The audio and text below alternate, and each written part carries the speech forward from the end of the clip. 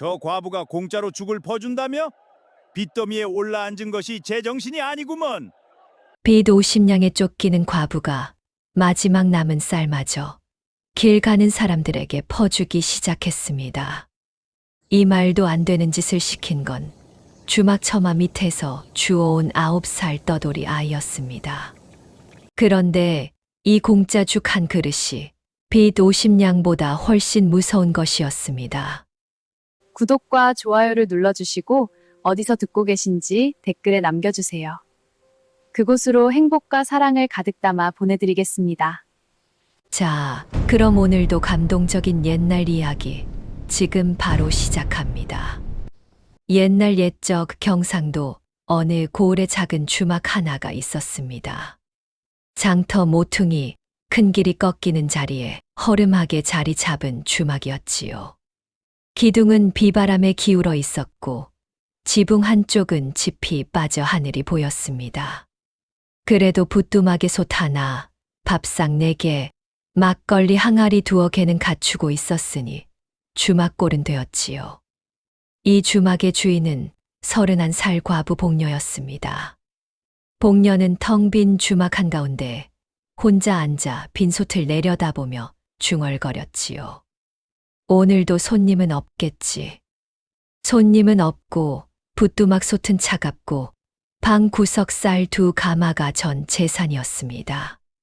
남편이 세상을 뜬 지 겨우 2달. 49제 때 입었던 소복은 벗었지만 복녀의 얼굴에는 아직 상복의 그림자가 드리워져 있었습니다. 야윈 볼, 거친 손, 빛 바랜 무명 치마 저고리. 고생의 흔적이 여기저기 묻어 있었지만 복녀의 눈빛만은 죽어 있지 않았지요. 울고 싶어도 손부터 움직이는 성미였으니까요. 남편이 살아있을 때에는 그래도 형편이 나았습니다. 남편이 솥 앞에 서면 복녀가 상을 내고 장날이면 장돌뱅이들이 국밥에 막걸리 1사발씩 시켜 먹곤 했지요. 여보, 오늘 장돌뱅이 4시 예약이요.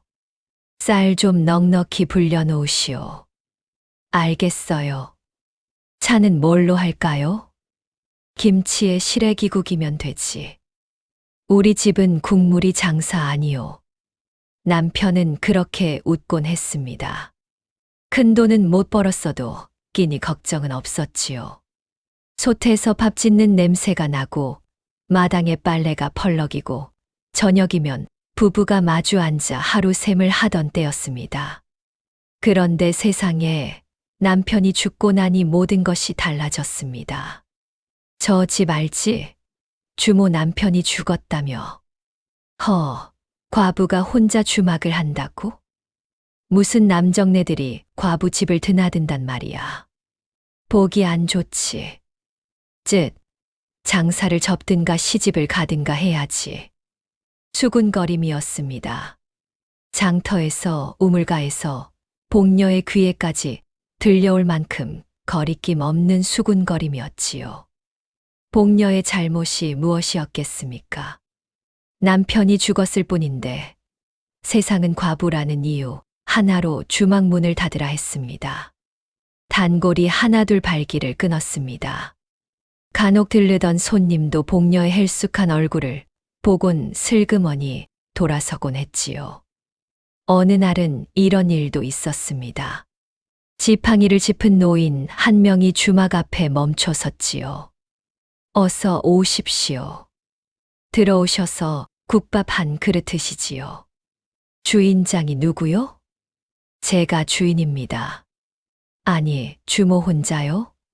남정네가 없소. 예, 혼자 합니다. 노인이 고개를 절레절레 흔들더니 돌아섰지요. 과부 집에서 밥 먹었다간 재수 옴붙겠구먼. 복녀는 노인의 등을 바라보며 입술을 깨물었습니다. 대꾸하고 싶었지만 참았지요. 대꾸한다고 달라질 것은 아무것도 없었으니까요. 그런가 하면 이런 일도 있었습니다. 해 질 무렵 술에 취한 사내 둘이 비틀거리며 주막으로 들어왔지요. 야, 여기 술 있나? 예, 막걸리 있습니다.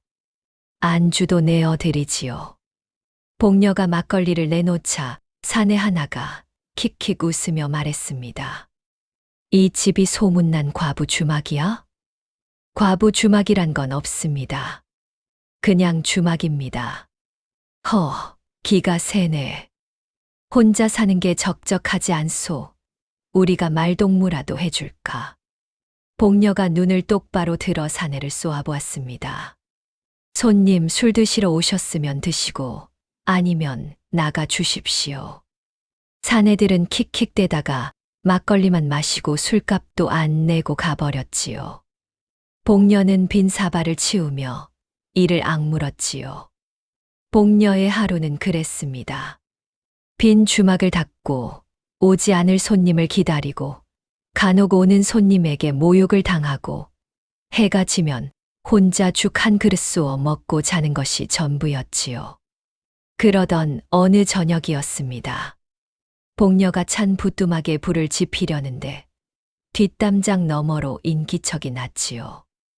나가보니 이웃 반찬 가게 할멈이었습니다. 복녀야. 아이고, 할머니. 놀랐잖아요. 밥은 먹었니? 예, 먹었어요. 거짓말이었습니다. 아침부터 물만 마셨지요. 할멈이 복녀의 얼굴을 가만히 들여다보더니 한숨을 쉬었습니다. 내가 밥을 먹었으면 내 눈이 삐었다. 자, 이거라도 먹어. 담장 너머로 내민 것은 된장찌개 한 뚝배기와 보리밥 한 덩이였습니다. 복녀는 손사래를 쳤지요. 할머니도 형편이 넉넉한 것 아니잖아요. 넉넉하면 뚝배기가 아니라 쌀밥을 줬지. 이것도 못 받게 할 거야? 할멈이 눈을 부라리자 복녀는 웃으며 받아들었습니다. 따뜻한 뚝배기가 손끝에 닿자 코끝이 시큰해졌지요. 고맙습니다, 할머니. 고맙긴. 내 솜씨로 장사만 되면 그때 한 상 차려주렴. 할멈은 그 말을 남기고 돌아갔습니다. 복녀는 혼자 된장찌개를 떠먹으며 생각에 잠겼지요. 장사만 되면. 참 아득한 말이었습니다. 복녀가 뚝배기를 씻는데 문득 시어머니의 목소리가 귀에 울렸습니다. 반년 전이었지요. 시어머니가 병상에서 복녀의 손을 잡았습니다. 거친 숨을 몰아쉬면서도 눈빛만은 맑았지요. 복녀야. 예, 어머니. 내 말 잘 들어. 내가 이 집에 시집 와서 50년을 살며 깨달은 것이 딱 하나 있다. 복녀는 자세를 고쳐 앉았습니다. 시어머니의 눈이 그 어느 때보다 진지했으니까요. 쌀 한 톨도 나누면 씨앗이 되고 움켜쥐면 썩는 법이다. 복녀는 고개를 끄덕였습니다. 하지만 솔직히 가슴에 닿지는 않았지요. 내일 약값을 어디서 마련하나 그 걱정이 먼저였으니까요. 어머니, 그런 걱정은 놓으시고 어서 나으세요. 복녀야. 시어머니가 복녀의 손을 더 꽉 쥐었습니다. 너는 착한 아이여. 마음이 곱고 손이 부지런하고 사람한테 나쁜 마음을 품을 줄 모르는 아이지. 하지만 너무 꽉 쥐고 살아. 좀 놓아봐. 손을 펴면 더 큰 것이 올 거야. 예, 어머니. 복녀는 건성으로 대답했습니다. 시어머니는 쓸쓸히 웃었지요. 마치 며느리가 이 말을 알아듣지 못하리라는 것을 미리 아는 사람처럼요. 그로부터 보름 뒤 시어머니는 조용히 눈을 감았습니다. 그리고 서너 달 뒤 남편마저 세상을 떠났지요. 복녀는 혼자 남았습니다. 허름한 주막 하나, 쌀 2가마, 그리고 한 번도 들어본 적 없는 빚 50냐. 이 빚이라는 것이 참 기가 막혔지요. 남편은 술을 안 마시는 사람이었습니다. 노름도 모르는 사람이었지요. 그런 사람이 50냥이라니요. 쌀 50가마 값이었습니다. 도대체 이 빚이 어디서 나온 것인지 복녀는 알 수가 없었지요. 하지만 그 빚이 어디서 온 것인지 복녀가 알게 되는 것은 한참 뒤의 일입니다. 복녀는 빈 뚝배기를 내려놓으며 혼잣말을 했습니다. 어머니, 나누면 씨앗이 된다고 하셨지요. 그런데 나눌 것이 없으면 어쩌면 좋겠습니까? 아무 대답도 없었습니다. 빈 주막에 바람 소리만 쓸쓸히 드나들었지요. 복녀는 행주를 집어 들고 솥을 닦기 시작했습니다. 빈 솥이라도 닦아야지요. 솥을 닦다 보면 걱정이 좀 잠잠해질 테니까요. 밖은 어두워지고 장터의 소리도 하나둘 잦아들었습니다.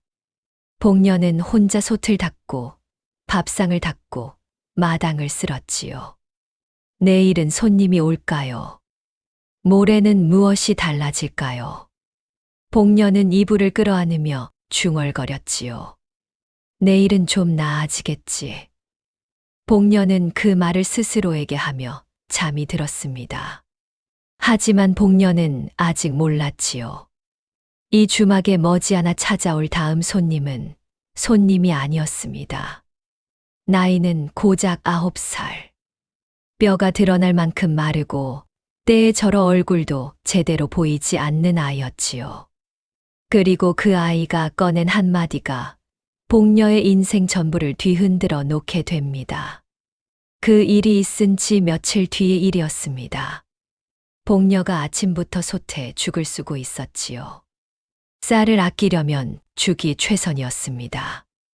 물을 넉넉히 잡고 쌀 한 줌 풀면 이틀은 먹을 수 있었으니까요. 그때 주막 앞에 가마 하나가 멈춰 섰습니다. 복녀가 고개를 내밀어 보니 비단도포에 금칠 부채를 든 사내가 가마에서 내리고 있었지요. 살이 오른 체구에 가는 눈, 입꼬리가 비틀어진 얼굴이었습니다. 고을에서 모르는 사람이 없는 마 주사였지요. 마 주사는 고리대금 업자였습니다. 돈을 빌려주고 높은 이자를 받는 것이 장사인 사람이었지요. 고을에 가게며 주막이며 바치며 빚을 못 갚으면 하나씩 제 것으로 삼키는 사람이었습니다.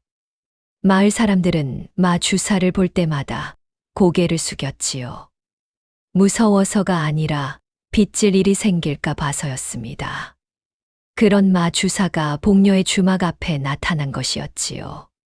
주모, 집에 있소. 마 주사의 목소리는 점잖았습니다. 하지만 그 점잖음 뒤에 무엇이 숨어 있는지 복녀는 아직 몰랐지요. 예, 마 주사 나리. 어인일로 이 허름한 데까지 오셨습니까? 허허, 조문이 늦었구먼. 자네 남편 소식 듣고 참 안 됐다 했네. 마 주사는 부채를 접으며 주막 안으로 들어왔습니다. 복녀가 자리를 내어드리자 마 주사는 한참 주막을 둘러보았지요. 기울어진 기둥, 빠진 집, 빈 밥상. 그런데 이상하게도 마 주사의 눈은 주막 안이 아니라 밖을 보고 있었습니다. 큰 길이 꺾이는 자리, 장터로 이어지는 길목. 그 가는 눈이 주막이 아니라 주막이 앉은 자리를 훑고 있었지요. 형편이 말이 아니구먼. 부끄럽습니다. 복녀, 나도 할 말이 있어서 왔네. 마 주사가 품에서 종이 한 장을 꺼내 밥상 위에 펼쳤습니다. 누런 종이 위에 글씨가 빼곡하게 적혀 있었지요. 아래쪽에는 도장이 하나 찍혀 있었습니다. 복녀의 남편 도장이었습니다. 이게 무엇입니까? 차용증이네. 자네 남편이 내게 진 빚이지. 복녀는 종이를 들여다보았습니다. 거기에는 이렇게 적혀 있었지요. 빚 50냥 상환 기한. 석 달 50냥이라뇨? 남편이 나리께 빚을 졌다는 말씀입니까? 그렇다네. 그럴 리가 없습니다. 남편은 한 번도 빚을 진 적이 없는 사람입니다. 제가 모를 리가 없지요. 마 주사가 부채를 탁 펼쳤습니다. 입꼬리가 살짝 올라갔지요. 그야 남편이 안 알려줬겠지. 남자들이란 안살림한테 빚 얘기를 잘 안 하는 법이니까. 하지만 복녀, 이건 분명 자네 남편의 도장이 아닌가. 글씨는 내가 썼어도 도장은 자네 남편이 직접 찍은 거야. 부정할 수 없네. 복녀는 도장을 다시 보았습니다. 분명 남편의 도장이었습니다. 하지만 남편이 50냥이나 빌릴 이유가 없었지요. 남편은 술도 노름도 안 하는 사람이었으니까요. 무언가 이상했습니다. 하지만 복녀에게는 이것이 거짓이라고 증명할 방법이 없었지요.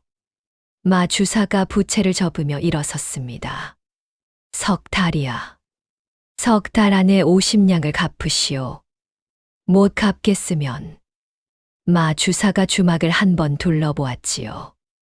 이 주막으로 대신하겠네. 마 주사 나리, 기한을 좀 더 주실 수는 없겠습니까? 석 달이면 넉넉하지. 내가 인심이 후한 편이라 석 달이나 주는 거야. 보통은 보름이면 끝장을 내거든. 마 주사는 그 말을 남기고 가마에 올랐습니다. 가마가 장터 모퉁이를 돌아 사라질 때까지 복녀는 주막 앞에 서서 바라보았지요. 50냥 쌀 50가마 값이었습니다. 복녀가 하루에 국밥 10그릇을 판다 해도 석 달 안에는 턱없이 모자란 돈이었지요. 복녀는 차용증을 다시 펼쳐보았습니다. 남편의 도장은 분명했지만 글씨는 남편의 것이 아니었지요. 마 주사가 글씨는 자기가 썼다고 하지 않았습니까? 그렇다면 이 빚이 정말 남편이 진 것인지 어떻게 알 수 있단 말입니까? 하지만 도장이 찍혀 있는 한 복녀가 할 수 있는 것은 아무것도 없었습니다. 설상가상이었지요. 마 주사가 다녀간 지 사흘 뒤, 이번에는 시동생 만수가 찾아왔습니다. 만수는 남편의 친동생이었지요. 형보다 키가 작고 눈이 작고 인상이 비뚤어진 사내였습니다. 형 살아있을 때는 코빼기도 안 보이다가 형이 죽으니 느닷없이 나타난 것이었지요. 형수님, 잘 지내고 계시오? 도련님, 어인일이시오? 만수는 주막 안을 둘러보며 혀를 찼습니다. 아이고, 이게 뭐요, 형수님. 파리가 날리지 않소. 손님은 있기나 한 거요. 요즘 좀 뜸합니다. 좀 뜸한 게 아니라 아주 죽었구먼. 형수님, 내가 직접 말하기 좀 그렇지만 과부가 혼자 주막을 하면 세간에 좋은 소리 안 나오. 복녀는 이를 악물었습니다. 세간의 소리를 걱정하는 척하면서 속내가 뻔히 보였지요. 무슨 말씀을 하시려는 겁니까, 도련님? 형수님, 이 주막 명의를 내 앞으로 넘기시오. 내가 운영해서 형님 빚도 갚아드리리다. 복녀는 가만히 만수를 보았습니다. 이 주막은 남편이 저한테 남긴 겁니다. 형수님이 혼자 50냥을 어떻게 갚겠소? 나한테 맡기면 빚도 갚고 형수님 먹여 살리겠다 하지 않소. 먹여 살려주신다는 말씀은 고맙지만 이 주막은 넘길 수 없습니다. 만수의 눈이 가늘어졌지요. 형수님 고집 피우면 나중에 후회하오. 마 주사가 어떤 사람인지 모르시오? 석 달 뒤에 이 주막 빼앗기고 길바닥에 나앉으면 그때는 내가 도와주고 싶어도 못 도와주리다. 그래도 안 됩니다. 만수는 코웃음을 치며 돌아갔습니다. 복녀는 만수의 뒷모습을 보며 주먹을 꽉 쥐었지요. 형이 죽으니 형수 재산이 탐나서 달려온 것이 뻔했으니까요. 하지만 마음 한구석에서는 만수의 말이 가시처럼 걸렸습니다. 혼자서 50냥을 어떻게 갚겠느냐는 그 말이요. 틀린 말이 아니었으니까요.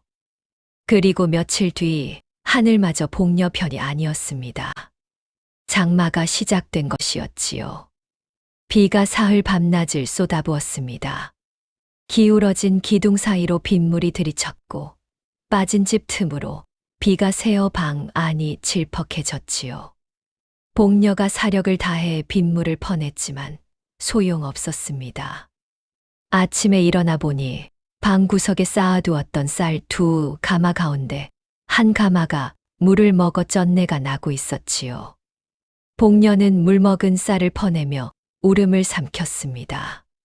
반은 건져냈지만 반은 이미 못 쓰게 되었지요. 전 재산의 4분의 1이 하룻밤 사이에 사라진 것이었습니다. 빚 50냥의 석 달 기한, 시동생의 위협, 끊어진 손님, 그리고 장마에 물 먹은 쌀. 복녀는 젖은 쌀을 마당에 널며 하늘을 올려다보았습니다. 구름 사이로 잠깐 햇빛이 비쳤다 사라졌지요. 마치 희망이 잠깐 비쳤다 사라지는 것 같았습니다. 이러다 정말 길바닥에 나앉겠구나. 복녀는 혼잣말을 하며 젖은 행주로 얼굴을 닦았습니다. 눈물인지 빗물인지 알 수 없었지요. 그날 밤이었습니다. 비는 그쳤지만 바람이 세차게 불었지요. 복녀가 문을 닫으려는데 주막 처마 밑에서 무언가가 움직였습니다. 고양이인가 싶어 다가가 보니 고양이가 아니었지요. 아이였습니다. 누더기를 걸친 뼈가 드러날 만큼 마른 아이였습니다. 때에 저러 얼굴이 까맣고 머리는 엉켜 붙어 있었지요. 두 눈만 유난히 크고 맑았습니다. 아이는 처마 밑에 쪼그리고 앉아 복녀를 올려다보았지요. 복녀는 아이를 보는 순간 가슴이 철렁했지요. 자기보다 더 막막한 눈을 가진 존재가 여기 있었으니까요. 너 어디서 왔니? 아이가 입을 열었습니다. 쉰 목소리였지요. 배가 고파요. 복녀는 한참 아이를 내려다보았습니다. 방 안에는 물 먹고 남은 쌀이 고작이었지요. 자기도 내일 먹을 것이 걱정인 판이었습니다. 하지만 복녀는 돌아서지 못했습니다. 이 아이를 두고 문을 닫을 수가 없었지요. 들어와. 죽이라도 쑤어줄게. 복녀는 솥에 불을 떼고 아껴두었던 쌀 한 줌을 풀어 죽을 끓였습니다. 아이는 뜨거운 죽을 후후 불며 개눈 감추듯 먹었지요. 한 그릇, 두 그릇. 천천히 먹어. 체한다. 감사합니다. 아이는 새 그릇을 비우고 나서야 숟가락을 놓았습니다. 복녀는 아이의 얼굴을 물수건으로 닦아주었지요. 때를 닦으니 눈이 더 커 보였습니다. 총명한 눈이었지요. 이름이 뭐니? 돌이요. 돌이라. 부모님은? 아이가 고개를 숙였습니다. 입을 꾹 다물었지요. 없어요. 복녀는 더 묻지 않았습니다. 그날 밤 복녀는 아이에게 남편의 방을 내주고 자기는 부뚜막 앞에서 잤지요. 잠이 오지 않았습니다. 내일은 무엇을 먹이지? 모레는 이 아이까지 먹이면 쌀이 더 빨리 떨어질 텐데. 하지만 이상하게도 마음은 조금 따뜻했습니다. 오랜만에 밥 먹는 소리가 이 주막에 울렸으니까요. 도리는 그 뒤로도 주막을 떠나지 않았습니다. 복녀가 내보낸 것도 아니고 머물라 한 것도 아닌데 아이는 자연스럽게 주막의 한 식구가 되어갔지요. 아침이면 마당을 쓸었고 낮이면 장터를 기웃거리며 돌아다녔습니다. 저녁이면 복녀가 차려주는 묽은 죽을 먹고 조용히 잠들었지요. 복녀가 놀란 것은 아이의 눈이었습니다. 도리는 주막 안팎을 끊임없이 관찰했지요. 솥 크기, 쌀 양, 장터에서 오가는 사람 수, 앞길을 지나는 사람들의 발걸음까지. 9살 아이의 눈이 아니었습니다. 도리야, 밖에서 뭘 그렇게 보고 있었니? 사람이요. 사람. 앞길로 하루에 몇 명이나 지나가나 세어봤어요. 복녀는 웃었지요. 그런 걸 세어서 뭐 하게? 몰라요. 그냥요. 도리는 그렇게 말했지만 아이의 눈에는 뭔가 계산하는 빛이 있었습니다. 복녀는 그것을 놓치지 않았지요. 이튿날에는 이런 일이 있었습니다. 도리가 장터에서 돌아오더니 복녀에게 물었지요. 아주머니, 장터에서 제일 손님이 많은 집이 어딘지 아세요? 글쎄, 떡집이나 국수집 아니겠니? 아니에요. 엿장수요. 엿장수. 엿장수가 길 한복판에서 엿을 자르며 소리를 치거든요. 그러면 사람들이 구경하러 와요. 구경하다가 하나 사고, 둘 사고. 가게 안에 앉아서 기다리는 집은 손님이 안 오는데 길가에 나와서 소리치는 엿장수는 줄이 서요.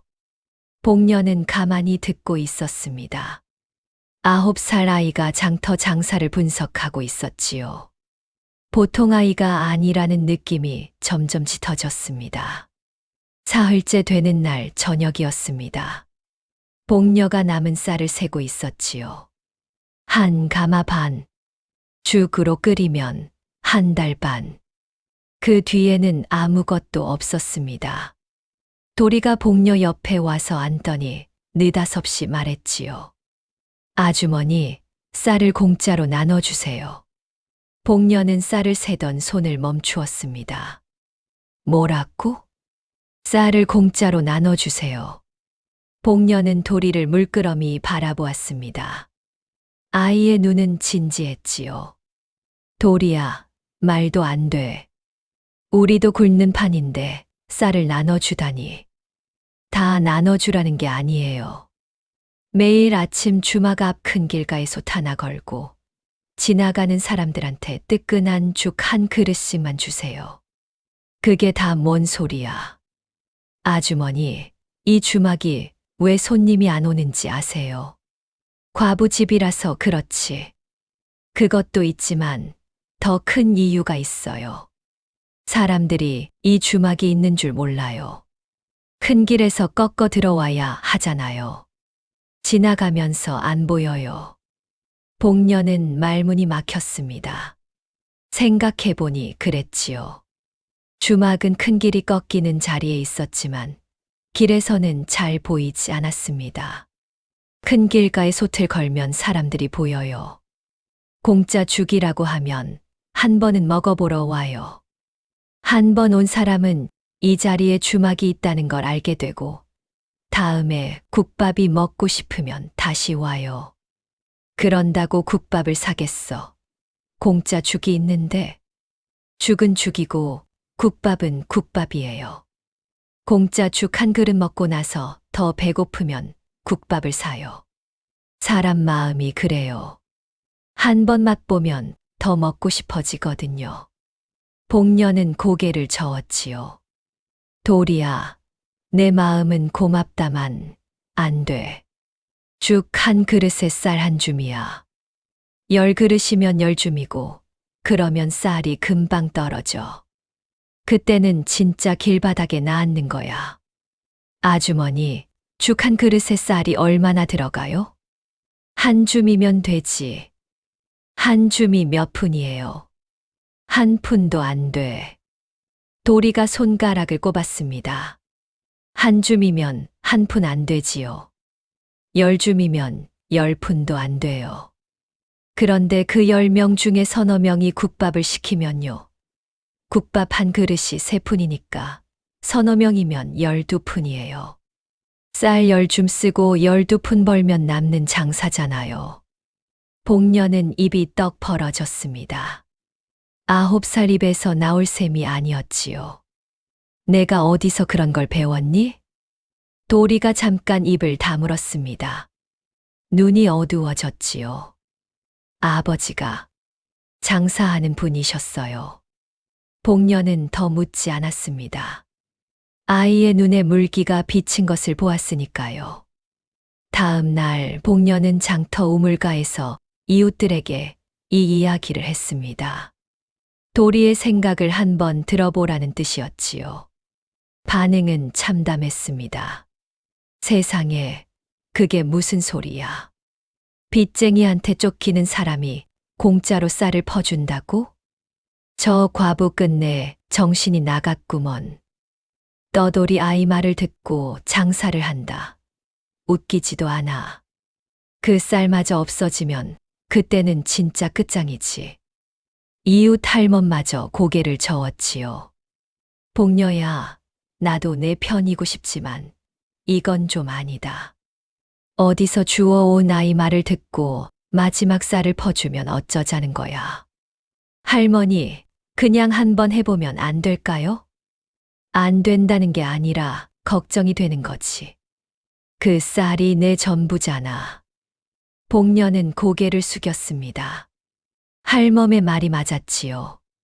하지만 아무것도 안 하고 석 달을 기다린다고 해서 50냥이 하늘에서 떨어지는 것도 아니었습니다. 그날 밤 복녀는 쌀 가마를 바라보며 한참을 앉아 있었습니다. 도리가 다가왔지요. 아주머니, 왜 무서우신 거예요?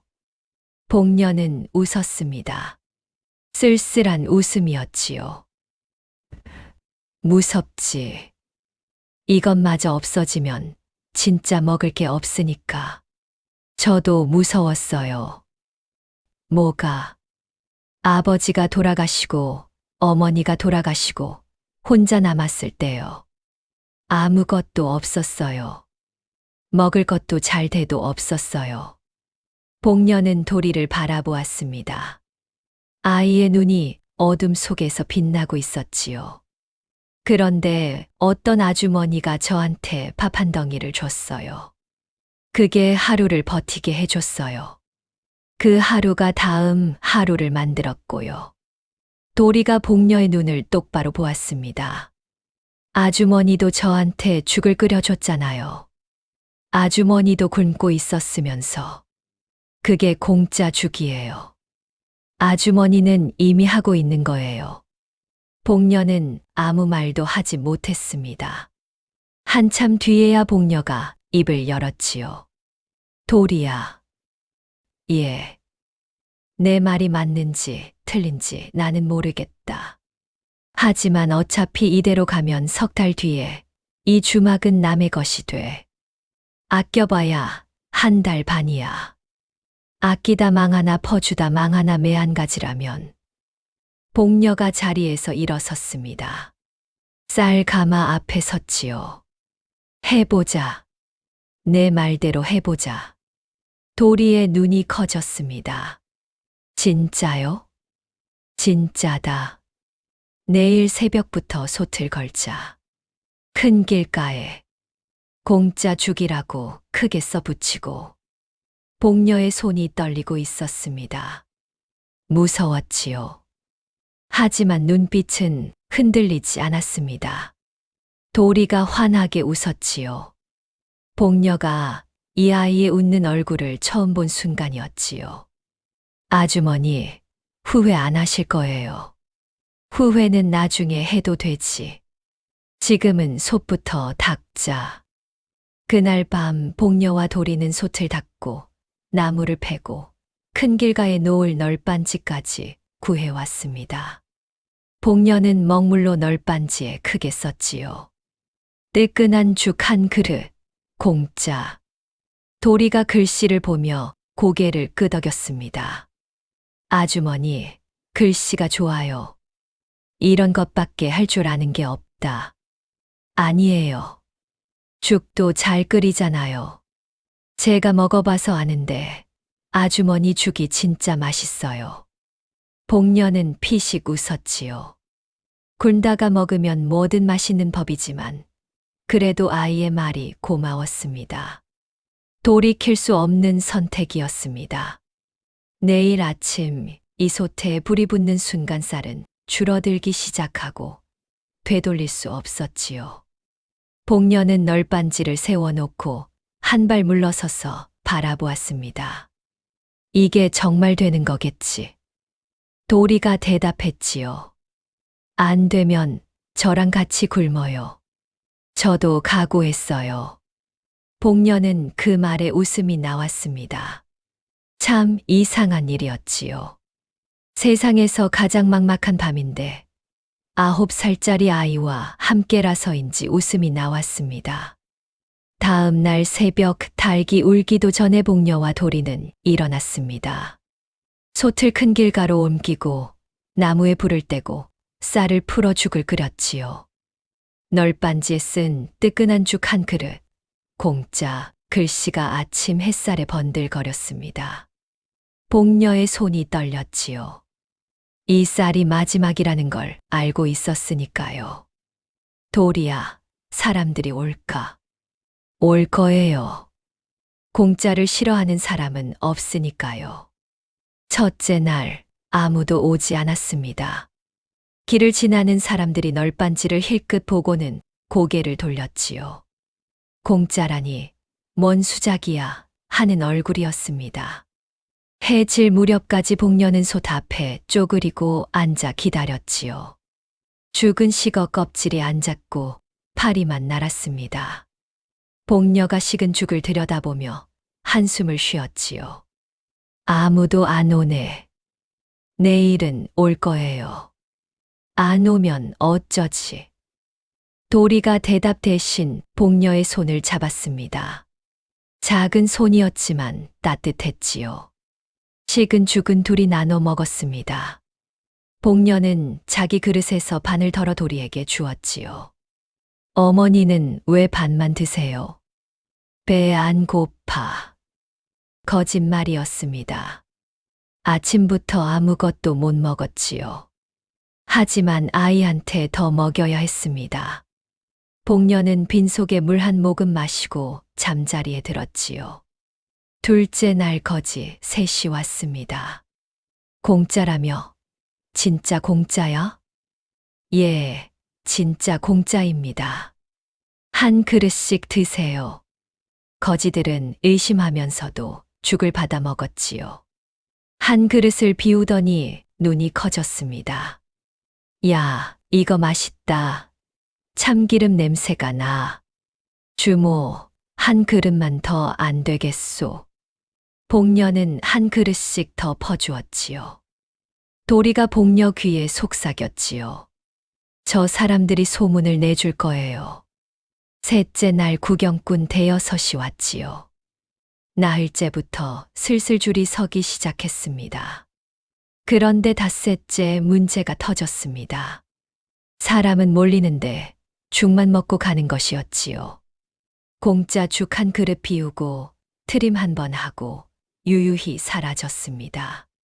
주막 안으로 들어와 국밥을 시키는 사람은 열에 하나도 안 되었지요. 복녀가 쌀독을 열어보고 얼굴이 하얘졌습니다. 도리야, 큰일이다.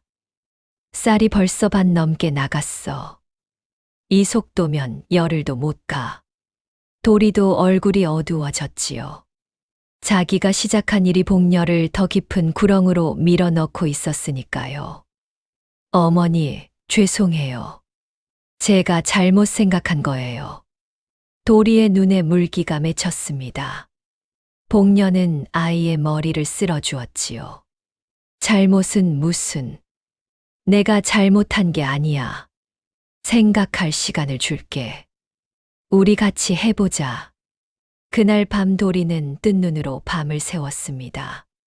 새벽에 복녀가 일어나 보니 도리가 마당에 나뭇가지로 뭔가를 그리고 있었지요. 쌀양, 사람 수, 죽 그릇 수. 땅바닥에 숫자를 써가며 계산하고 있었습니다. 도리야, 밤새 뭐 한 거니? 잠은 잤어. 어머니, 방법을 찾았어요. 도리의 눈이 충혈되어 있었지만 그 안에 빛이 돌아와 있었지요. 죽 양을 줄여요. 한 그릇이 아니라 반 그릇. 반 그릇이면 맛만 보는 거잖아요. 맛을 봤는데 더 먹고 싶으면 공짜는 반 그릇뿐이니까 나머지는 돈 내고 먹어야 하지요. 복녀가 무릎을 쳤습니다. 그리고 죽 줄 때 이렇게 말하세요. 한 그릇 더 드시려면 안에 주막이 있습니다. 말을 안 해서 모르는 거예요. 사람들이 안에 주막이 있는 줄도 몰라요. 내가 어디서 그런 걸 배웠니? 도리가 잠깐 말을 멈추었지요. 장터에서 구걸하고 다닐 때요. 3년을 그렇게 살면 눈치가 생겨요. 어디서야 사람이 돈을 주는지, 뭘 보여줘야 마음이 움직이는지. 복녀는 가슴이 아팠습니다. 9살 아이가 3년을 길에서 살며 터득한 것이었지요. 다음 날부터 반 그릇 전략을 시작했습니다. 효과는 바로 나왔지요. 처음으로 안에 들어온 것은 배가 좋은 사내였습니다. 반 그릇을 비우더니 배를 문질렀지요. 죽맛이 끝내주는데 반 그릇으로는 성에 안 차는구먼. 안에 뭐가 있다 했소. 국밥이 있습니다. 들어오시지요. 2달 만에 처음으로 국밥 주문이 들어왔습니다. 복녀의 손이 떨렸지요. 시어머니에게 배운 대로 쌀을 한참 저어가며 끓이고 소금 간을 딱 맞추고 마지막에 참기름 한 방울. 정성을 다했습니다. 사내가 한 숟갈 뜨더니 눈이 커졌지요. 세상에 이런 맛집이 여기 숨어 있었어. 아까워라. 진작 알았으면 매일 왔겠구먼. 그 말을 들은 옆 사람 둘이 따라 들어왔습니다. 나도 국밥 하나. 저도요. 그날 복녀는 국밥 7그릇을 팔았지요. 쌀 반 줌으로 끓인 죽이 7그릇 국밥을 불러온 것이었습니다. 도리의 계산이 정확히 맞아떨어진 순간이었지요. 저녁에 복녀가 도리의 머리를 쓸어주며 말했습니다. 도리야, 오늘 국밥 7그릇이야. 7그릇. 내일은 10그릇이 될 거예요. 복녀가 웃었지요. 얼마 만에 웃는지 모르겠습니다. 열흘이 지나자 흐름이 잡혔습니다. 10명이 죽을 먹으면 서너 명이 안으로 들어왔지요. 솥에서 밥 짓는 냄새가 다시 나기 시작했습니다. 빈 주막에서 혼자 솥을 닦던 나날이 까마득하게 느껴졌지요. 이 무렵 복녀와 도리 사이에는 말로 표현하기 어려운 것이 자라나고 있었습니다. 그런데 어느 날 도리가 쓰러졌지요. 아침부터 비가 쏟아졌습니다. 도리는 비를 맞으며 큰 길가에서 죽 그릇을 나르고 있었지요. 복녀가 들어오라 해도 고개를 저었습니다. 괜찮아요, 어머니. 저까지 빠지면 손님 못 받아요. 점심때가 되자 도리의 얼굴이 벌겋게 달아올랐지요. 이마가 불덩이처럼 뜨거웠습니다. 도리야, 이마가 불이야. 당장 들어와 누워. 괜찮아요. 저는 도리가 말을 끝내기 전에 무릎이 꺾였지요. 복녀가 달려가 안았습니다. 아이의 몸이 숯불처럼 뜨거웠지요. 열병이었습니다. 복녀는 도리를 방에 눕히고 물수건을 이마에 올렸지요. 하지만 열이 내리지 않았습니다. 원희에게 달려갔지요. 약이 필요합니다. 감초탕에 갈근을 넣어야 하는데 약재 값이 3냥이요. 3냥. 복녀의 주머니에는 한 냥도 없었지요. 번 돈은 모두 빚갚을 돈으로 쌓아두고 있었으니까요. 그 돈을 꺼내면 빚 갚는 날이 늦어지고 그러면 주막을 빼앗길 수 있었습니다. 복녀는 주막으로 돌아와 한참을 서 있었지요. 그러다 손을 올려 머리에 꽂힌 비녀를 뽑았습니다. 시어머니가 물려주는 비녀였지요. 복녀가 가진 유일한 장신구였습니다. 어머니, 이걸 써야겠어요. 복녀는 장터로 달려가 전당포의 비녀를 내밀었지요. 이거 얼마요? 은비녀라. 5, 냥 주겠소. 복녀는 약재를 사고 원희에게 달려갔습니다. 원희가 약을 지어 주었지요. 복녀가 도리의 입에 약물을 한 방울씩 떨어뜨렸습니다. 도리가 열에 시달리며 중얼거렸지요. 아버지, 아버지, 미안해요. 주머니 잃어버리면 안 되는데. 복녀는 아이의 이마를 쓸어주며 말했습니다. 도리야, 괜찮아. 어머니가 여기 있어. 밤새 복녀가 물수건을 갈아주었지요. 할멈이 달려와 죽을 끓여다 주었습니다. 복녀야, 너도 좀 자. 내가 도리 곁을 지킬게. 할머니, 괜찮아요. 잠이 안 와요. 이 바보야. 너까지 쓰러지면 누가 이 아이를 돌봐. 할멈이 복녀를 억지로 눕히고 도리 곁에 앉아 밤을 새웠지요. 할멈은 도리의 이마를 쓸어주며 자장가를 불러주었습니다. 젊어서 잃은 자기 아이에게 불러주던 자장가였지요. 새벽이 되자 도리의 열이 내리기 시작했습니다. 아이가 눈을 떴지요. 어머니? 복녀가 벌떡 일어나 달려왔습니다. 도리야, 깨어났니? 어머니, 머리에 비녀가 없어요. 아이가 복녀의 머리를 바라보았지요. 비녀가 있던 자리가 비어 있었습니다. 괜찮아. 비녀보다 내가 더 소중해. 도리의 눈에서 눈물이 흘렀지요. 쟤 때문에. 내 때문이 아니라 내가 있으니까 한 거야. 어머니가 지킬 사람이 생긴 거잖아. 할멈이 옆에서 코를 훌쩍였습니다. 이 밤이 지나고 나서 복녀는 마음속으로 결심했지요. 이 아이를 반드시 지키겠다고. 무슨 일이 있어도. 도리는 밤마다 잠결에 울먹였지요. 아버지, 아버지. 복녀가 이마를 쓸어주면 아이는 다시 잠들었습니다. 복녀는 잠든 도리의 얼굴을 한참 들여다보곤 했지요. 때가 끼고 야위었지만 잠든 얼굴에는 아이다운 평온이 있었습니다. 이 아이가 3년을 혼자 떠돌았다니. 대체 무슨 일이 있었기에 이 어린 것이 홀로 세상에 내던져졌을까요? 어느 날 밤 복녀는 도리가 잠든 사이에 아이의 목에 걸린 비단 주머니를 살펴보았습니다. 때에 절었지만 비단은 고급이었지요. 거지 아이에게 어울리지 않는 물건이었습니다. 주머니를 열어보니 작은 종이 쪽지가 접혀 들어 있었지요. 이게 대체 뭔 물건이길래. 복녀는 중얼거리며 주머니를 도로 넣어 주었습니다. 아이의 비밀을 함부로 들여다보면 안 된다고 생각했으니까요. 하지만 도리는 깨어 있었지요. 복녀가 잠든 뒤 도리는 살그머니 일어나 부뚜막 불빛 앞에 앉았습니다.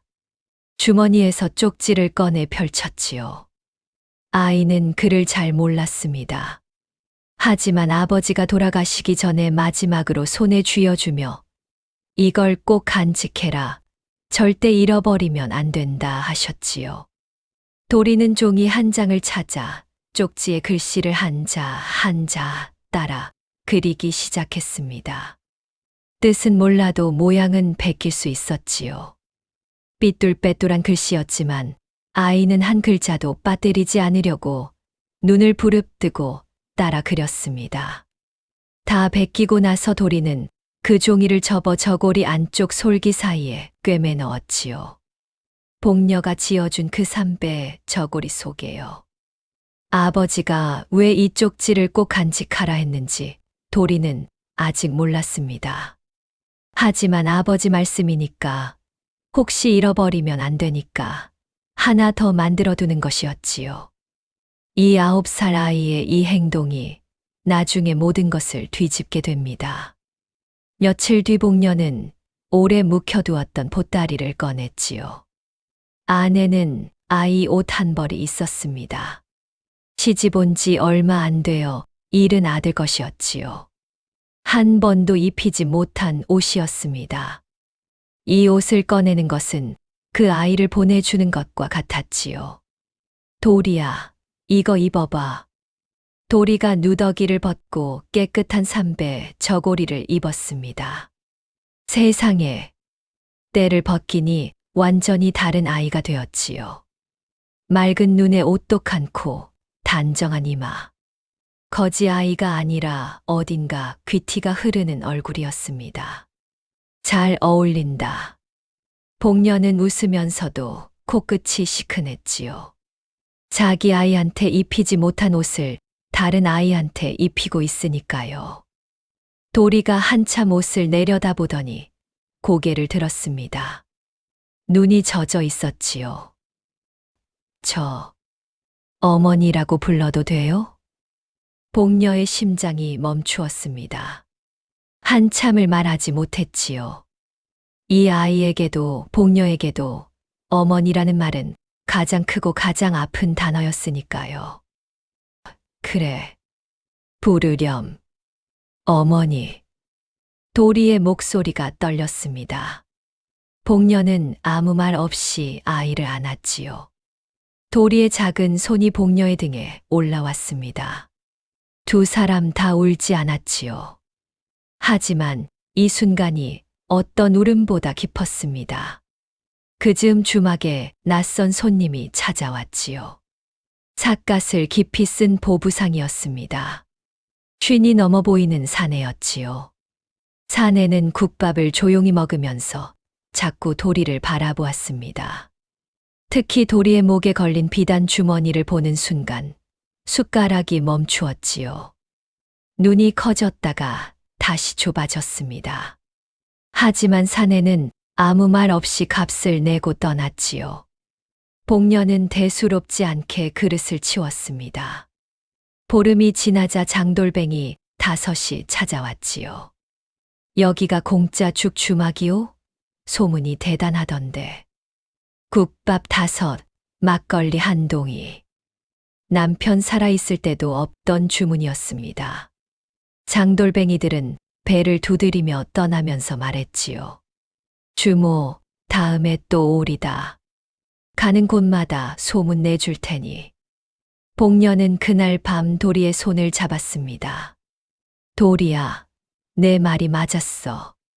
아직 시작이에요, 어머니.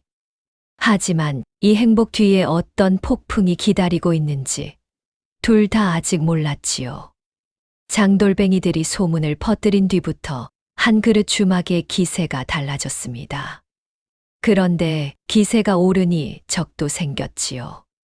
장터 건너편에서 30년 국수를 판 곽서방이라는 사내가 있었습니다. 한 그릇 주막이 뜨기 전에는 장터 모퉁이에서 유일하게 밥 장사를 하는 집이었지요. 그런데 복녀의 공짜 죽이 시작되자 국수 손님이 뚝 끊겼습니다.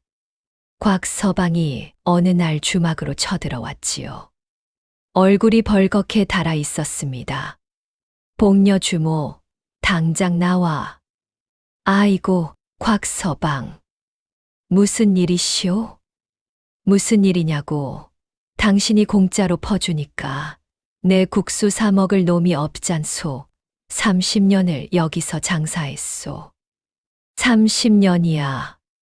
곽서방의 목에 핏줄이 섰지요. 복녀는 할 말이 없었습니다. 곽서방의 말이 틀린 것도 아니었으니까요. 미안합니다, 곽서방. 하지만 저도 먹고 살아야. 먹고 살려면 제대로 장사를 해. 공짜로 퍼주면서 장사라고 하면 다른 사람은 다 죽으란 소리 아니요? 곽서방은 관아에 진정을 넣었습니다. 공짜 음식이 장터 상권을 해친다는 것이었지요. 관아 서리가 찾아왔습니다. 한 달 안에 장터 상인 과반 동의를 못 받으면 중단 명령을 내릴 수도 있다. 복녀는 그날 밤 잠을 이루지 못했지요. 공짜 죽이 다른 사람의 밥줄을 끊고 있다는 생각은 해본 적이 없었으니까요. 어머니, 이건 제가 해결할게요. 다음 날 도리가 곽서방의 국수집을 찾아갔습니다. 아저씨, 저 한 그릇 주마 아이예요. 곽서방이 눈을 부라렸지요. 너 때문에 내 장사가 망하는 거야. 못하러 왔어. 아저씨, 제가 한 가지만 여쭤볼게요. 아침에 죽 먹은 사람이 점심에 국수 안 먹어요? 죽이랑 국수는 다른 거잖아요. 아침에 공짜 죽으로 배 좀 채운 사람이 점심 때 제대로 먹고 싶으면 어디로 가겠어요? 가장 가까운 밥집이요. 아저씨, 국수집이에요. 곽서방이 콧방귀를 뀌었지요. 말은 그럴듯한데 현실은 달라. 그러면 이렇게 해보시지요. 우리 주막 앞에 아저씨 국수집 알림을 써 붙여드릴게요. 점심은 건너편 곽서방 국수집에서 대신 아저씨도 국수 드시러 온 손님한테 우리 주막 알려주시고요. 적이 되면 둘 다 망하고 손잡으면 둘 다 사는 거예요. 곽서방은 어이가 없다는 표정이었지요. 9살짜리한테 장사 수업을 듣고 있으니 말입니다. 좋아. 일주일만 해보자. 안 되면 진정 다시 넣는다.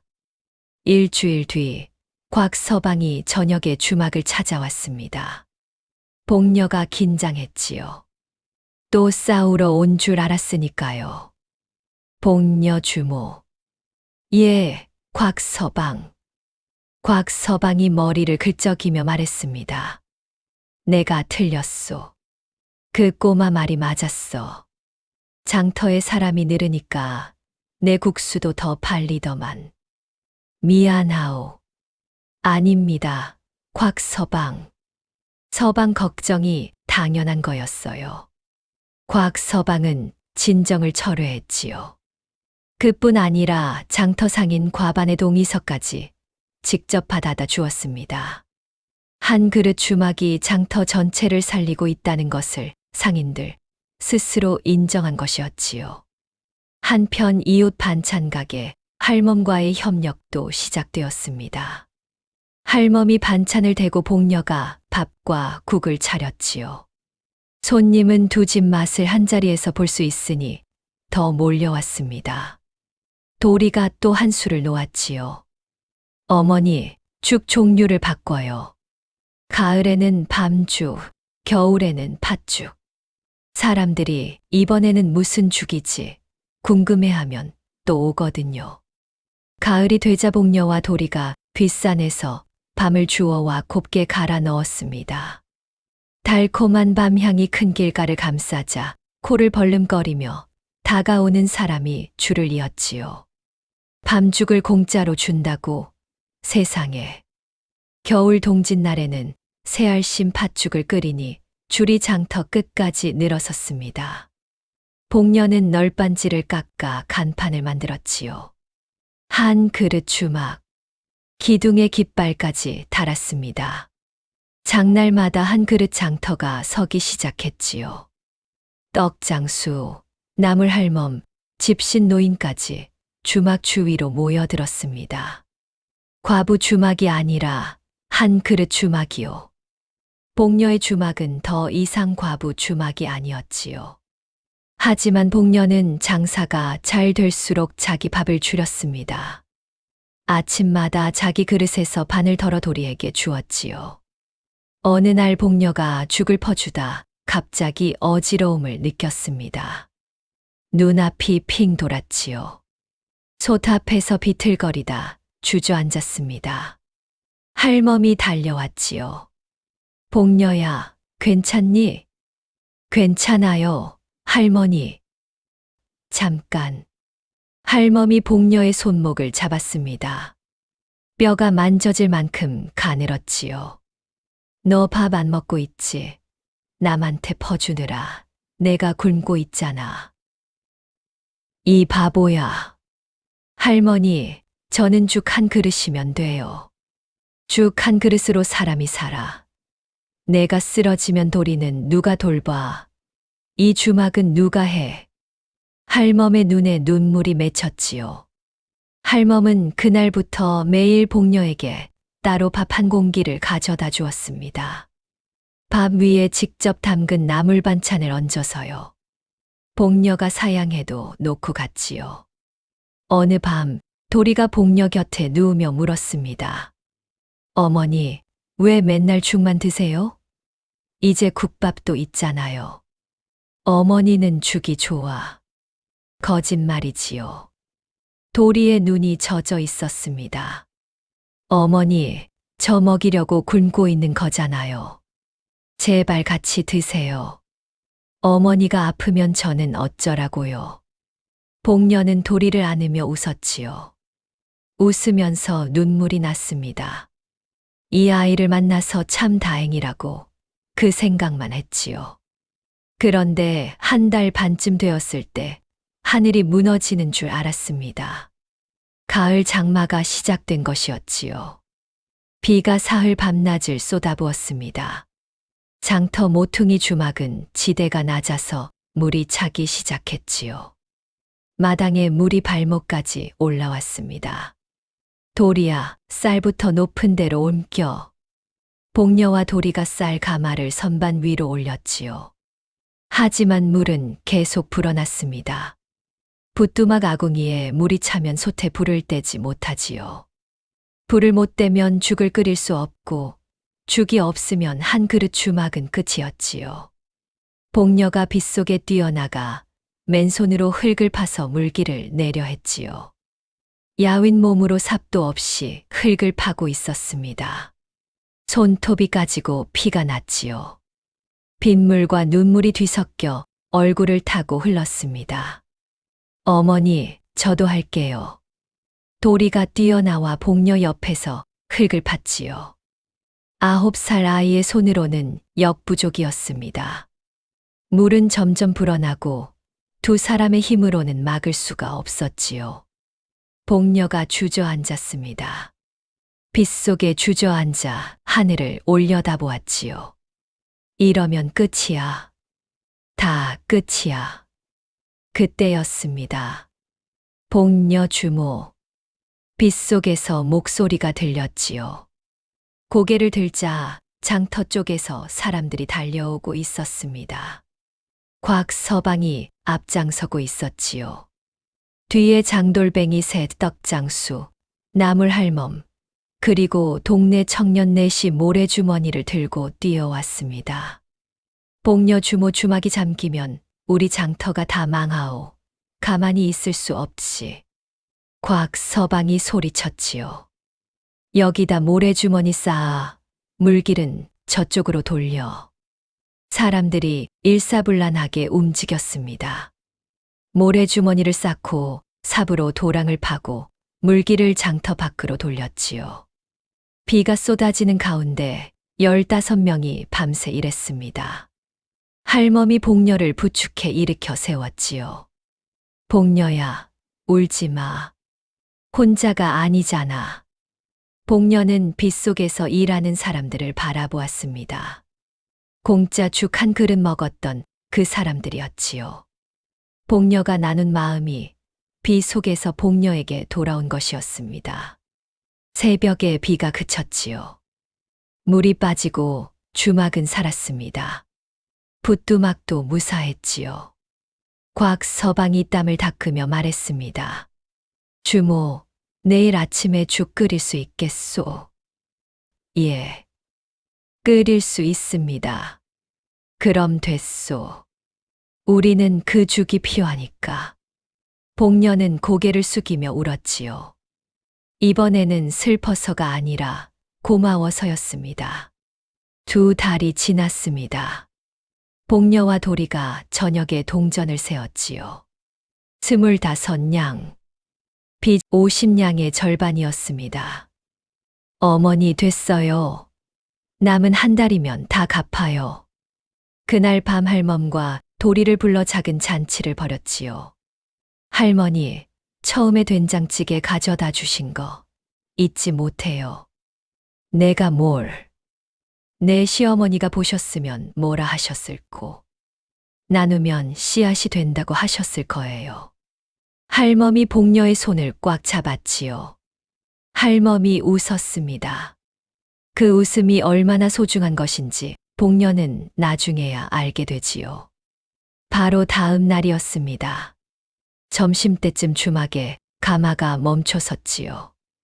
비단 도포에 금칠 부채. 마 주사였습니다. 손님 10명이 넘게 앉아있는 주막에 마 주사가 대뜸 들어섰지요. 복녀의 등에 식은땀이 흘렀지요. 허허, 장사가 잘 되는 모양이구먼. 마 주사가 빈자리에 떡하니 앉았지요. 국밥 한 그릇 주시오. 복녀는 떨리는 손으로 국밥을 차려냈습니다. 마 주사가 한 숟갈 뜨더니 고개를 끄덕였지요. 맛은 좋구먼. 복녀, 석 달 기한이 얼마 안 남았지? 알고 있습니다. 50냥 마련은 되어 가시오? 손님들이 슬금슬금 눈치를 보았습니다. 고을에서 마주사 모르는 사람은 없었지요. 복녀는 입술을 깨물었지요. 25냥 모았다고 말하면 마주사가 무슨 수를 쓸지 몰랐습니다. 최선을 다하고 있습니다. 마주사가 일어서며 복녀에게만 들리게 속삭였지요. 50냥으로 될 것 같소. 내가 보기엔 좀 모자랄 것 같은데. 복녀의 심장이 쿵 내려앉았습니다. 마 주사가 나가자 도리가 부엌 뒤에서 나왔지요. 아이의 얼굴이 하얘져 있었습니다. 온몸이 사시나무처럼 떨리고 있었지요. 도리야? 왜 그래? 아, 아니에요. 괜찮아요. 괜찮지 않았습니다. 도리는 마 주사의 얼굴을 알아본 것이었지요. 3년 전 아버지의 가게에 찾아와 문서를 내밀던 그 사내. 아버지가 울화병으로 쓰러지기 전 마지막으로 싸운 상대. 그 가는 눈, 비틀어진 입꼬리를 도리는 단 한 번도 잊은 적이 없었습니다. 하지만 말하지 못했지요. 이 사람이 아버지를 죽인 사람이라고. 말하는 순간 자기 정체가 드러나고 복녀까지 위험해질 수 있었으니까요. 그날 밤 도리는 저고리 안쪽을 만져보았습니다. 솔기 사이에 꿰매 넣은 종이가 만져졌지요. 아버지의 쪽지를 베낀 그 종이요. 아버지, 꼭 갚아드릴게요. 도리는 아무에게도 들리지 않게 속삭였습니다. 그날 밤 마주사의 저택에서는 검은 계획이 완성되고 있었지요. 시동생 만수를 불러 그리고 관아에 아는 놈한테 연락해. 보통 수로는 안 돼. 복녀에게 행복이 찾아온 바로 그 시각 복녀를 짓밟을 계략이 시작되고 있었습니다. 그로부터 며칠 뒤의 일이었지요. 아침에 복녀가 큰 길가에 솥을 걸고 죽을 끓이고 있었습니다. 줄이 서기 시작할 무렵 장터 쪽에서 포졸 둘이 성큼성큼 걸어왔지요. 포졸들의 눈이 곧장 복녀를 향하고 있었습니다. 복녀라는 자가 너냐? 예, 그렇습니다만. 관아 명이다. 이 솥을 당장 치워라. 무허가 영업에 대한 고발이 접수되었다. 복녀의 다리에서 힘이 빠졌지요. 고발이요. 누가 고발을 한 겁니까? 그건 알바 아니다. 명을 따르라. 포졸들이 간판을 뽑고 솥을 밀어냈습니다. 줄 서 있던 사람들이 웅성거렸지요. 대체 누가 고발한 거야? 관아도 참 좋은 일 하는 걸 왜 막나. 이웃 할멈이 달려왔습니다. 복녀야, 이게 무슨 일이니? 누가 관아에 고발을 했대요. 마 주사짓이다. 틀림없어. 곽서방도 달려와 관아에 따지겠다 했지만 고발이 접수된 이상 절차를 밟아야 했지요. 큰 길가 영업이 막히자 새 손님이 끊겼습니다. 공짜 죽 없는 한 그릇 주막은 날개 잘린 새와 같았지요. 도리가 큰 길가에 나가 보았습니다. 솥이 치워진 빈 자리를 한참 바라보았지요. 어머니, 다시 여기에 솥을 걸 수 있을까요? 물론이지. 조사가 끝나면. 하지만 복녀도 확신이 없었습니다. 할멈이 찾아와 국밥 한 그릇을 놓고 갔지요. 복녀가 처음에 할멈에게 된장찌개를 받았던 것처럼요. 복녀야, 이번에는 내가 먹여줄 차례다. 할머니, 울지 마. 울면 지는 거요. 복녀는 웃었습니다. 울면서요. 하지만 이것은 마 주사의 첫 번째 수에 불과했지요. 열흘 뒤 시동생 만수가 나타났습니다.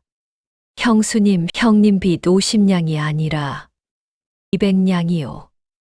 복녀의 눈앞이 캄캄해졌지요. 200냥이라뇨? 처음에 50냥이라 하지 않았습니까? 원금에 이자가 붙은 거요. 만수가 내민 종이에는 복잡한 이자 계산과 남편 도장이 찍혀 있었습니다. 2달간 모은 25냥으로는 시작도 안 되는 금액이었지요. 도련님, 이것이 마 주사와 짠 것 아닙니까? 만수의 눈이 흔들렸지만 이내 얼굴을 굳혔지요. 주막 명의를 넘기면 이 빚을 다 갚아주겠소. 안 됩니다. 형수님, 이 주막은 시어머니가 남기신 거예요. 이건 빚으로 바꿀 수 있는 게 아닙니다. 후회하실 거요. 만수가 나간 뒤 도리가 문서를 살펴보았습니다. 이건 가짜예요. 이자를 이렇게 매기면 법에 어긋나요. 내가 어떻게 아니? 도리가 입을 다물었지요. 그리고 그날 밤 3번째 수가 떨어졌습니다. 가장 잔인한 수였지요. 복녀가 뒷간에 다녀오는 사이 시커먼 옷의 사내 둘이 주막으로 들이닥쳤습니다.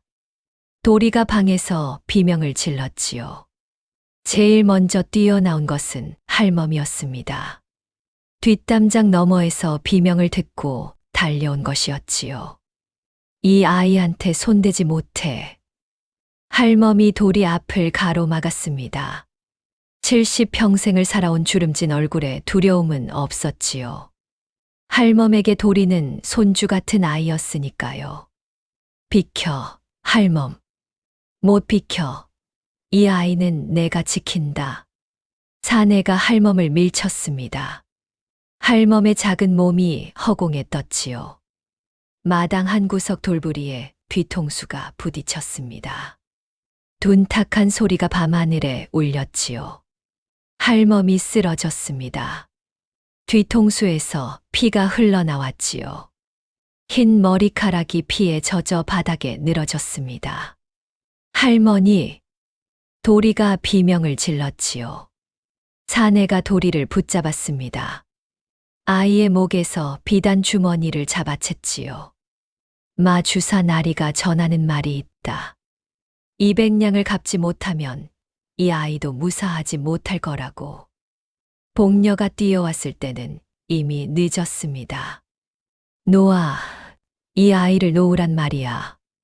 마주사 나리한테 말하시오. 사내들은 도리를 밀쳐놓고 사라졌지요. 복녀가 먼저 도리를 안았습니다. 괜찮니?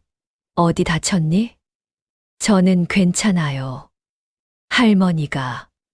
복녀가 할멈에게 달려갔지요. 피가 멈추지 않았지요. 할머니, 할머니, 눈 떠요. 할멈의 눈이 반쯤 떠졌습니다. 흐릿한 눈으로 복녀를 바라보았지요. 복녀야. 도리는 괜찮니? 자기가 피를 흘리면서 아이 걱정을 먼저 하는 사람이었습니다. 괜찮아요. 할머니가 지켜줬잖아요. 할머니, 정신 차려요. 다행이다. 그 아이만 괜찮으면. 할멈의 눈이 다시 감겼지요. 복녀가 할멈을 업었습니다. 야윈 복녀의 등에 할멈이 축 늘어졌지요. 달리면서 복녀의 눈에서 눈물이 비처럼 쏟아졌습니다. 원희에게 달려갔지요. 원희가 고개를 저었습니다. 머리를 크게 다쳤소. 깨어날지 장담 못하겠소. 복녀는 할멈 곁에 앉아 밤새 손을 잡았지요. 도리도 반대편에서 할멈의 손을 잡고 있었습니다. 할머니, 눈 떠요. 저 때문이에요. 저만 아니었으면 할머니가 안 다치셨을 텐데. 도리야, 내 잘못이 아니야. 저 때문이에요. 다 저 때문이에요. 도리가 어깨를 들썩이며 울었지요. 복녀가 도리를 안았지요. 그리고 이틀 뒤 마지막 일격이었지요. 새벽에 포졸셋이 왔습니다. 복녀 체포 영장이었지요. 도리가 치마를 붙잡았습니다. 어머니, 가지 마세요. 도리야, 울지 마. 내가 울면 어머니가 약해져.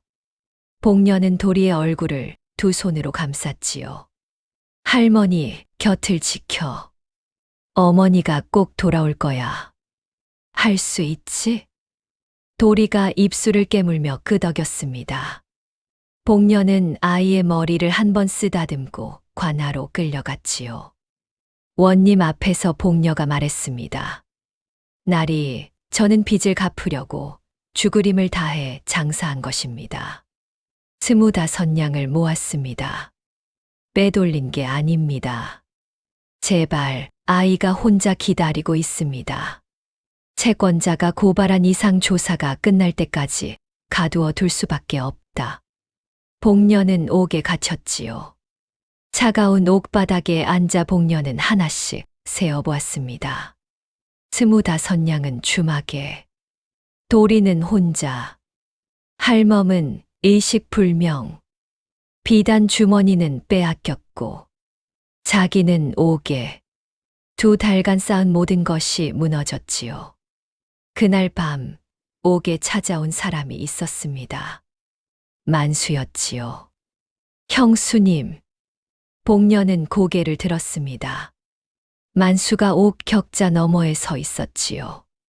마지막 기회를 주러 왔소. 만수가 격자의 얼굴을 바짝 대었습니다. 주막 명의를 넘기시오. 그러면 내가 마주사한테 말해서 형수님을 꺼내줄 수 있소. 안 됩니다. 형수님, 상황 파악을 좀 하시오. 형수님은 옥에 있고 그 아이는 혼자이고 할멈은 죽을지도 모르고. 복녀의 손이 떨렸지요. 만수가 목소리를 낮추었습니다. 그 아이 말이오. 도리. 형수님이 여기서 썩으면 그 아이는 어떻게 되겠소? 다시 길바닥에 나앉는 거요. 3년 전처럼. 복녀의 눈에서 눈물이 흘렀지요. 만수의 말이 가슴에 모처럼 박혔습니다. 명의만 넘기면 돼요. 주막은 없어져도 형수님이랑 아이는 살잖소. 복녀가 한참 침묵했지요. 만수가 숨을 죽이고 기다렸지요. 이윽고 복녀가 입을 열었습니다. 안 됩니다. 형수님, 이 주막은 시어머니가 평생 지킨 곳이에요. 남편이 숨을 거둔 곳이고 도리를 처음 만난 곳이고요. 할머니가 피를 흘리며 지키려 한 곳이에요. 복녀가 만수의 눈을 똑바로 보았지요. 이 주막을 넘기느니 차라리 여기서 썩겠습니다. 만수의 얼굴이 일그러졌지요. 후회할 거요. 두고 보시오.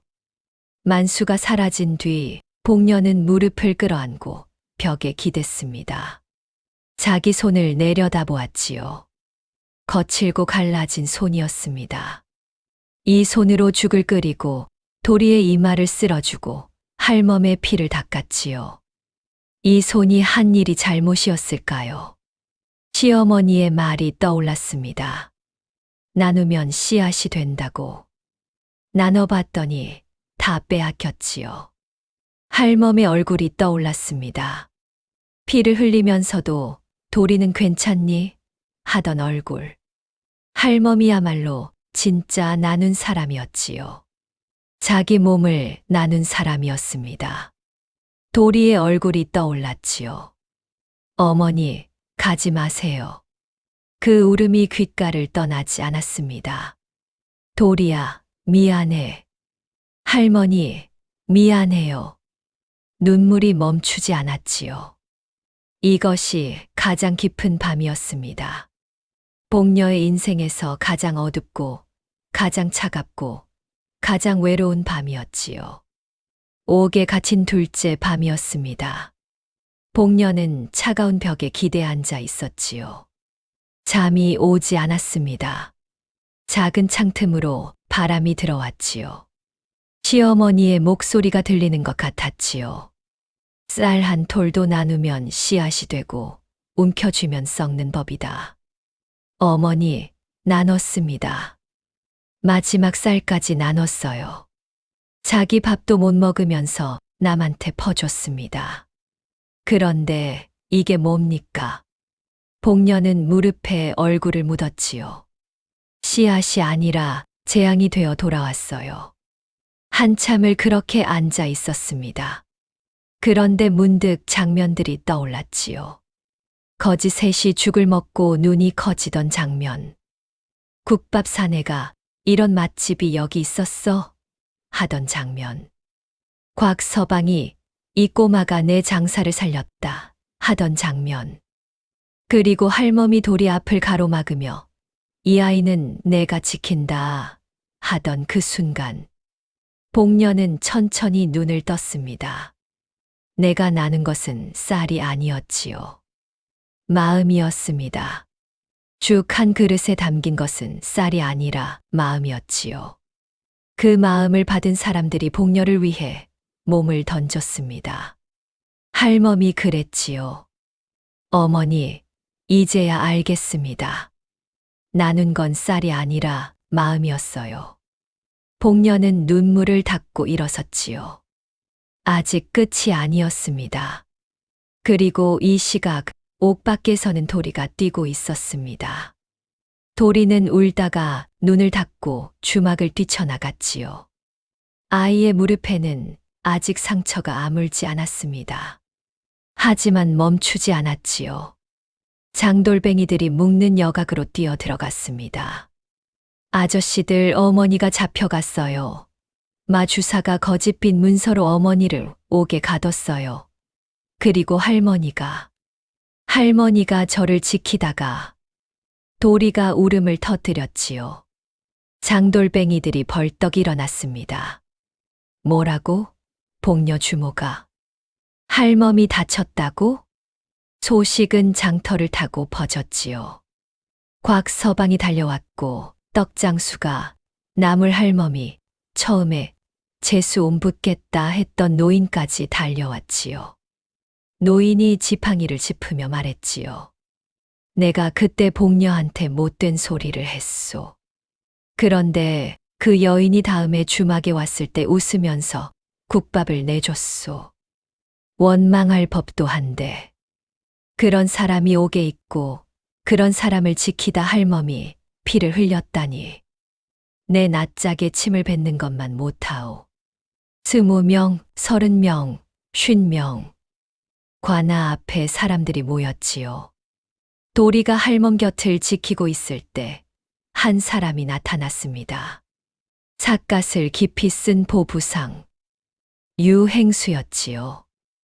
유행수는 도리를 보자마자 무릎을 꿇었습니다. 도련님, 이 늙은이가 늦었습니다. 아저씨가 왜 저한테? 소인은 도련님 아버님 박대방의 옛 동업자입니다. 도리의 눈에서 눈물이 쏟아졌지요. 아버지를 아세요? 압니다. 3년 전 마주사가 빈 문서를 위조해서 아버님의 전 재산을 빼앗았습니다. 소인은 그걸 목격했지만 증거가 없어 나서지 못했습니다. 유행수가 품에서 비단 주머니를 꺼냈지요. 마주사 하인놈이 술집에서 이걸 차고 자랑하고 다니더이다. 소인이 되찾았습니다. 도리가 주머니를 받아쥐고 울었지요. 아버지의 마지막 유품이었습니다. 유행수가 외쳤습니다. 소인이 가명에 호소하겠습니다. 유행수는 말을 빌려 타고 밤새 가명으로 달렸지요. 사흘 뒤 관찰사가 도착했습니다. 관아 마당에 공개신문이 열렸지요. 사람들이 빼곡히 들어찼습니다. 복녀는 사흘 만에 옥에서 나온 터라 헬쑥했지요. 볼이 더 야위고 입술이 갈라져 있었습니다. 하지만 눈빛은 단단했지요. 도리가 달려왔습니다. 어머니, 도리야, 할머니는 아직 깨어나지 못했어요. 복녀가 입술을 깨물었지요. 관찰사가 호통을 쳤습니다. 양쪽 모두 진실만 말하라. 마 주사가 나섰지요. 관찰사 날이 소인은 떳떳합니다. 정당한 차용증입니다. 관찰사가 차용증 2장을 나란히 놓았습니다. 왜 2장이냐? 하나는 50냥, 하나는 200냥이다. 원금의 이자가 4배. 어디서 그런 이자를 본 적이 있느냐? 마 주사의 이마에 땀이 맺혔지요. 유행수가 나섰습니다. 관찰사 날이 3년 전 마 주사가 거상박 대방의 빈 문서를 위조하여 전 재산을 강탈했습니다. 소인은 그 과정을 목격한 박 대방의 옛 동업자입니다.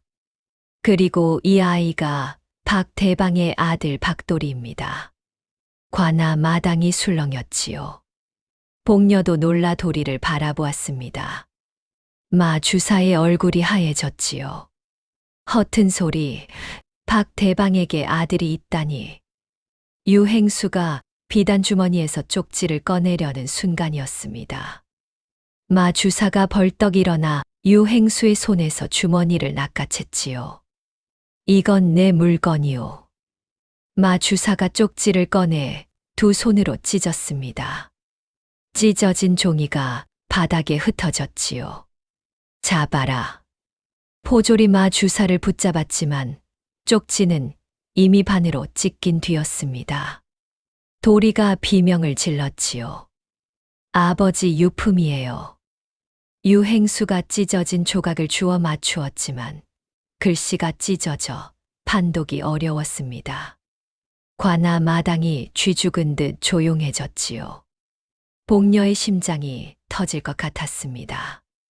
이게 안 되면 모든 것이 끝이었지요. 그때 도리가 앞으로 나왔습니다. 관찰사 나리.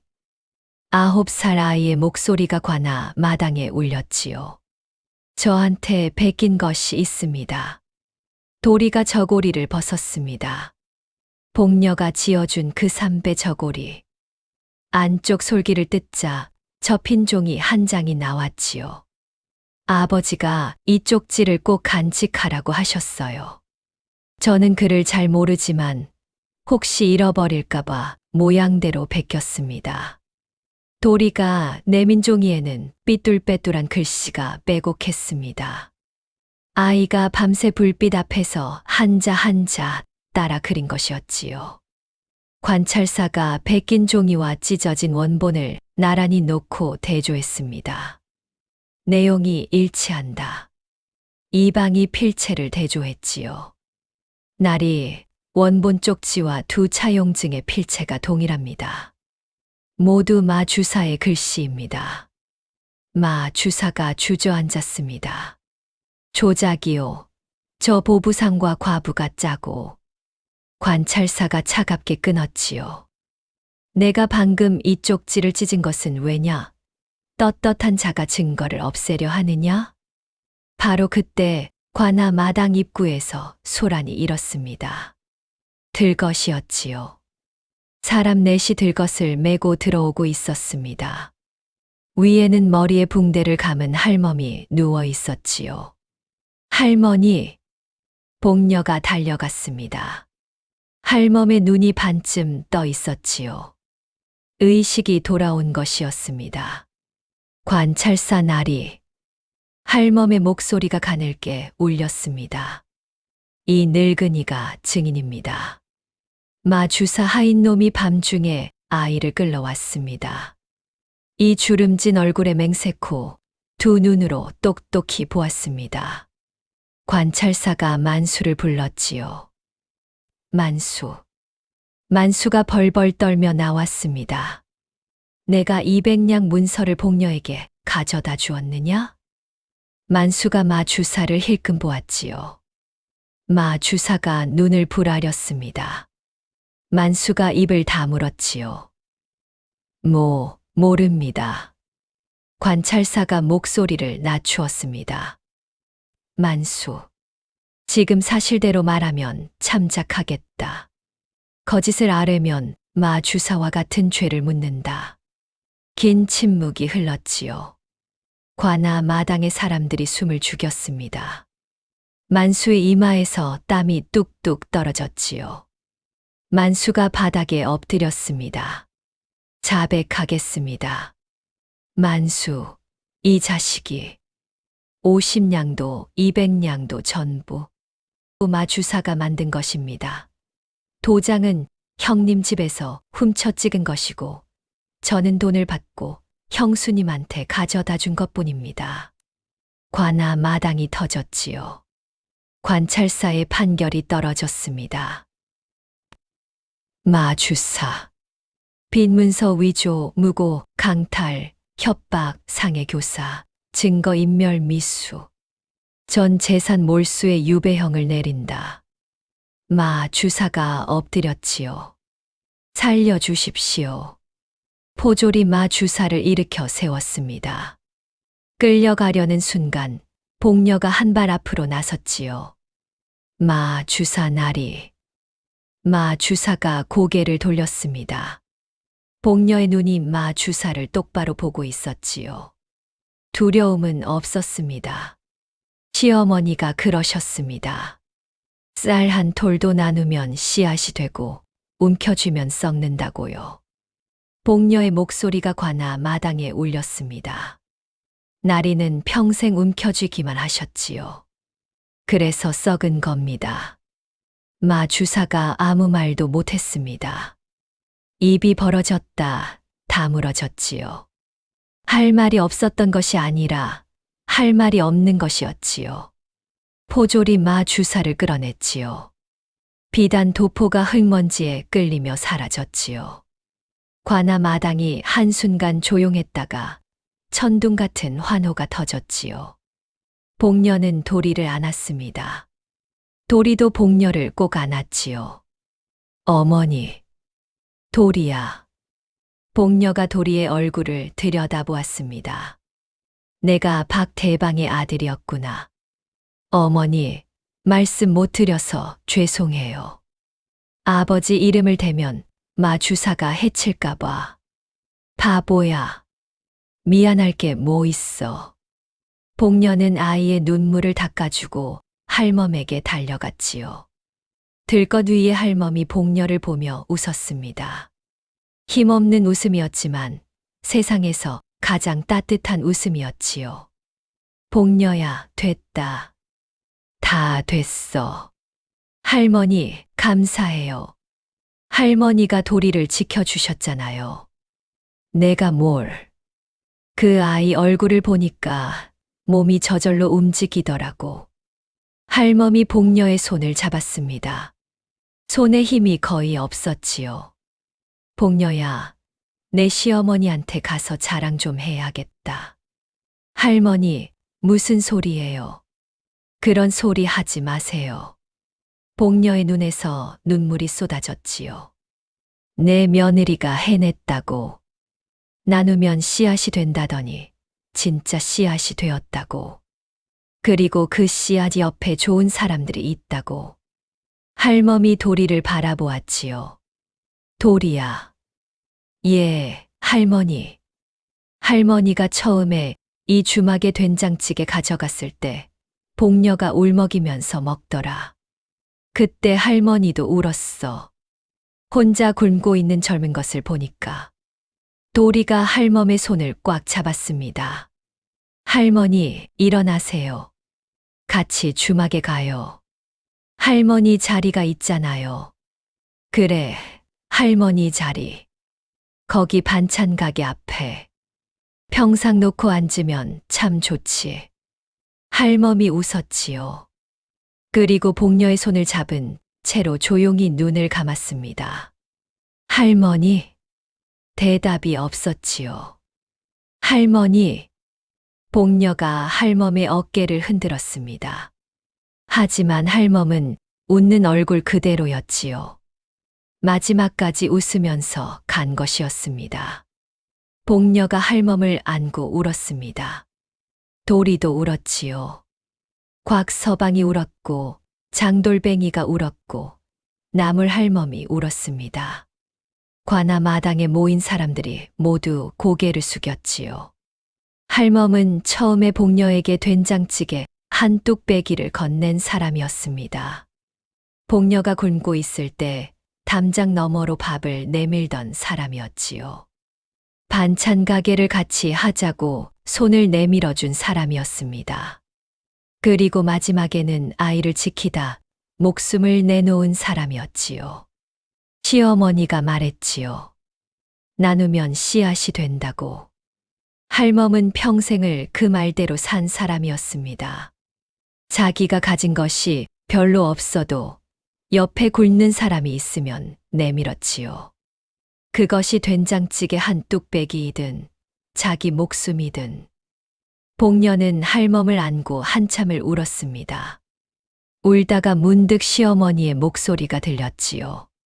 손을 펴면 더 큰 것이 와.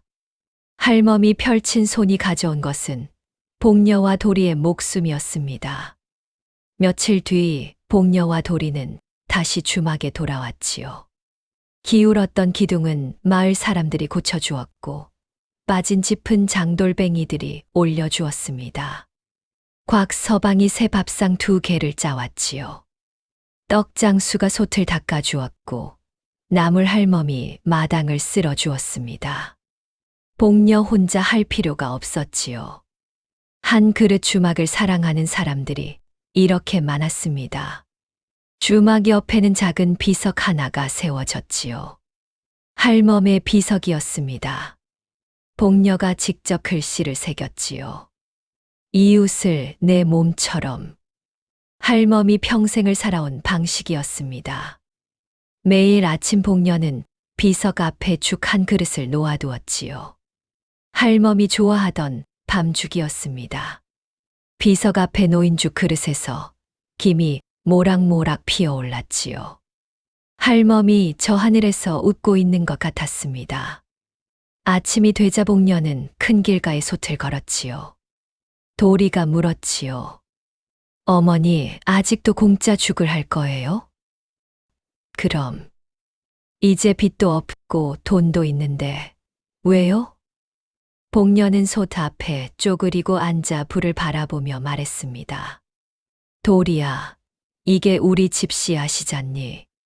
할머니가 심어준 씨앗이야. 도리가 웃었지요. 처마 밑에서 처음 만났을 때와는 완전히 다른 웃음이었습니다. 따뜻하고 편안하고 집에 온 사람의 웃음이었지요. 큰 길가에 줄이 서기 시작했습니다. 익숙한 얼굴, 새로운 얼굴. 아이들이 뛰어다니고 장돌뱅이가 보따리를 풀고 곽서방이 국수를 삶고 있었지요. 한 그릇 주막의 깃발이 바람에 펄럭였습니다. 그 아래에서 복녀는 죽을 퍼주고 도리는 그릇을 나르고 있었지요. 텅 비었던 주막은 사람으로 가득했습니다. 솥에서는 죽 끓는 냄새가 나고 밥상마다 사람이 앉아 있고 마당에서는 웃음소리가 끊이지 않았지요. 그 모든 것의 시작은 빈솥 앞에서 용기를 낸 한 과부의 죽 한 그릇이었습니다. 그리고 주막 옆 작은 비석 앞에는 누군가 놓고 간 된장찌개 한 뚝배기가 있었지요. 쌀 한 톨을 나누면 씨앗이 됩니다. 그 씨앗은 사람의 마음에서 꽃이 되지요. 움켜쥐면 썩지만 나누면 자랍니다. 가장 아무것도 없을 때 내민 손이 가장 큰 것을 만든다는 것. 복녀와 도리와 할멈의 이야기가 우리에게 알려주는 것은 바로 그것입니다. 다음 영상을 빠르게 만나보시려면 좋아요와 구독을 눌러주세요. 지금 화면에 나오는 더 재미있는 영상들도 함께 해주세요. 그럼 모두 행복한 하루 보내세요. 감사합니다.